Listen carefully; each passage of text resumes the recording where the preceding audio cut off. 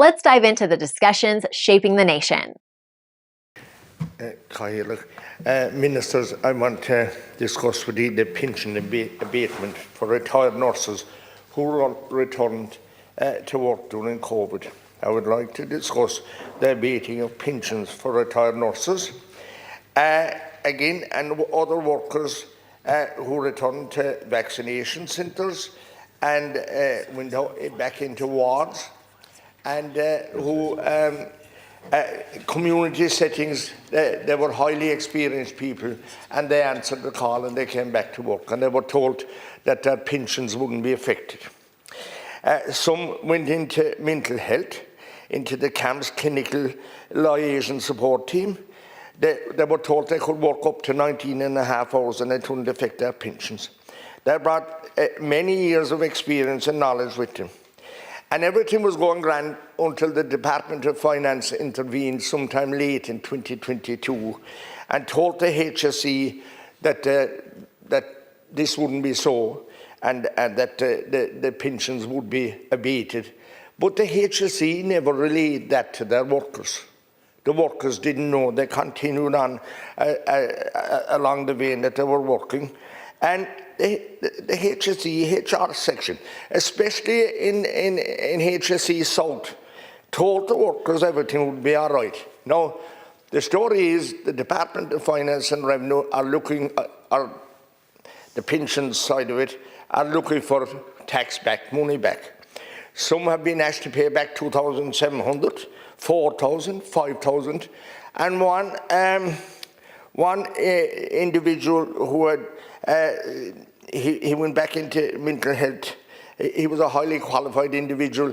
He's being asked to pay back 25,000, and this is totally and absolutely wrong. Now, it have started. These workers, would you believe it, are still working now through the agency. These health agencies that are providing work, they're supplying the people to the HSE at an extra cost of about 25%, because as you know, the work must be done. The people with the mental health problems, the people in the hospitals, the work needs to be done. So the HSE are employing agency workers. And it's costing 25% more because, you know, there's an embargo. The hiring on new nurses, I've this raised several times before, which is wrong. But these people are so good that they're continuing to work. They're just getting the same amount, but the agencies are charging 25 or 30% on top of this. Ministers, I'm asking you to look at this. There's a number of people. I seem to have an awful lot of them in my books. They're ringing me every day. They're ringing the office and say, can we do something about it? I raised it here inside before in the last government, and it's still the same. People are still getting these demands, and it's not fair to put them through this at this age of their life. They're upwards of to 70 years and 71 and 72 years, many of them, and it's not fair. And I'm asking you to intervene now as new ministers, as a new government, to deal with this and get it out of the way, and to please look at the agency situation where even the girl that came back to her job after 3 years of a career break, she won't get her job back in Cork and CUH. She's been told there's no job there for her at the present time. She left her job and took a career break, and now she's not being allowed back. You must deal with this, ministers. It's very serious, and to treat people like this, who came back and put their own families at risk by going out working, going into vaccinations, into wards. They put themselves and their own families at risk to do this for the state. Thank you. And firstly, I want to thank Deputy Healy-Rae for raising this issue today. And before I start, it's important to acknowledge the incredible work performed by all nurses and the key role they play in delivery of essential health services to those most in need across the country, not only during COVID, but every day of the week. This government is committed to supporting and continuing to grow the nursing workforce. We have seen unprecedented growth in the health sector workforce with record levels of recruitment in the HSE over the past 5 years. There are over 29,000 more staff working in the health system today than there was at the beginning of 2020, an increase of over 24%, which includes an additional 10,154 nurses and midwives. According to the most recent OECD report, Ireland has 12.8 practising nurses per 1,000 population, which is the second highest number amongst the report in EU countries, second only to Finland. In comparison, the UK currently has 8.7 nurses per 1,000 population. It is true that during COVID, many retired nurses returned to work in the HSE to support the national response to the pandemic. Under normal circumstances, when a retired or public or civil servant returns to work in the public sector, they can only be reimbursed to the value of their final salary, and their pension is abated accordingly during the period of employment. However, to support retired workers to return to work during the COVID emergency, the Department of Public Expenditure and Reform approved a temporary waiver of pension abatement. In effect, this meant that those retired workers could receive the full benefit of their salary and their pension. This temporary COVID emergency waiver ended on the 31st of March 2021, and abatement policy for the health sector returned to normal in line with all other sectors.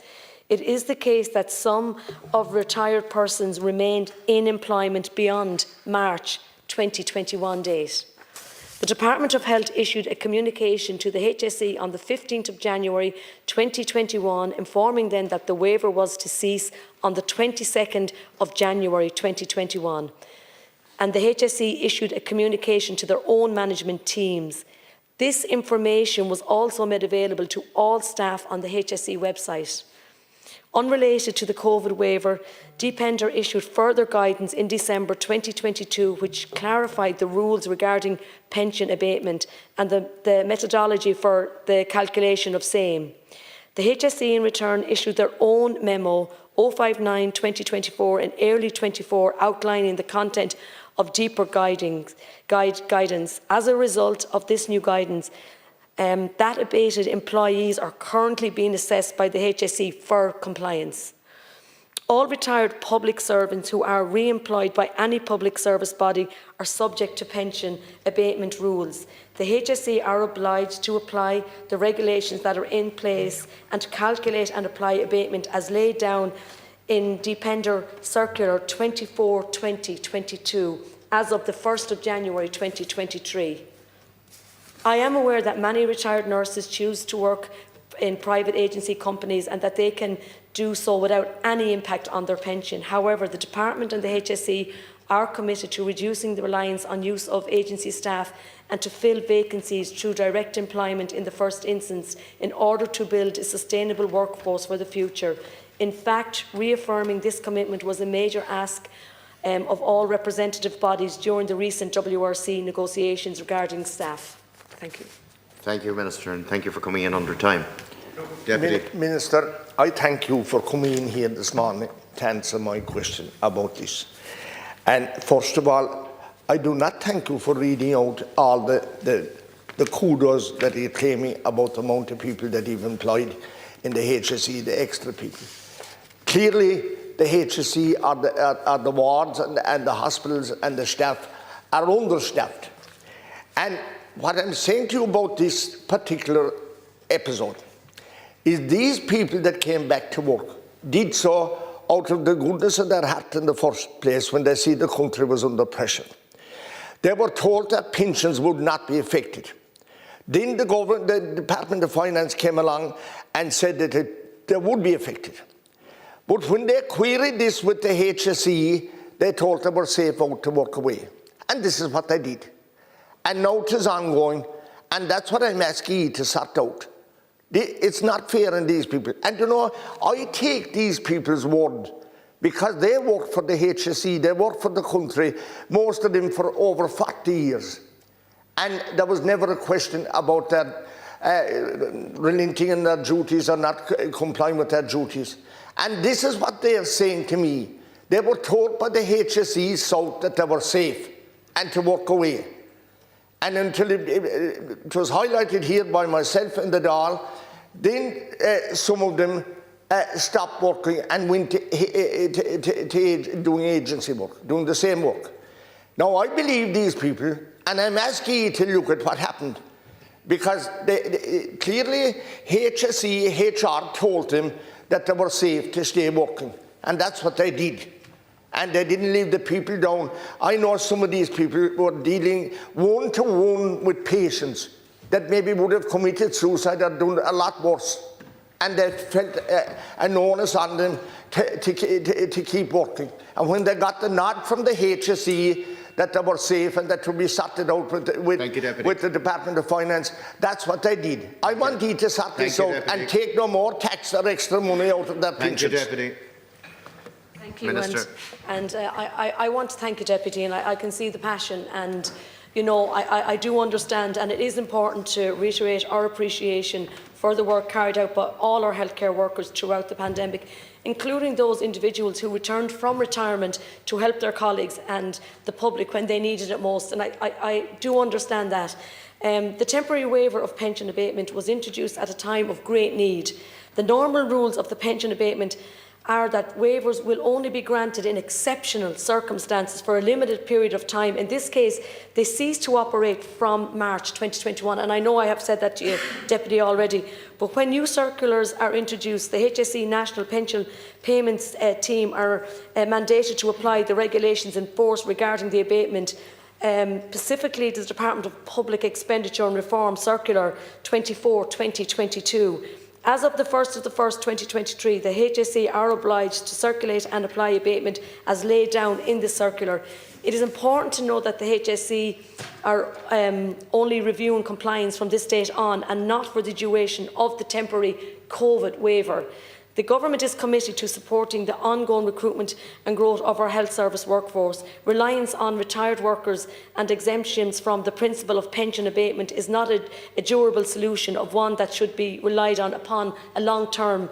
There has been unprecedented level of investment by this Government in the health service workforce in recent years, with over 29,000 more staff working in our health service today than there was at the beginning of 2020. Funding provided in 2024 and 2025 will allow the HSE to recruit an additional 7,000 staff in 2025, in addition to replacing department staff. The Government is also committed to enhancing the supply of new graduates by increasing training places. Since 2014, first-year nursing places in Irish higher education institutions have grown by 50%. In addition, 122 additional nurses and midwifery places were provided in Northern Ireland 2023, and a further 78 additional nursing places provided in 2024. But I do thank you for bringing this and highlighting it, and I will go back again to the department, and I want to thank you, Deputy, for highlighting this. Thank you, Minister. Thank you. Like, share, and subscribe, and let us know your thoughts in the comments. We'd love to hear from you.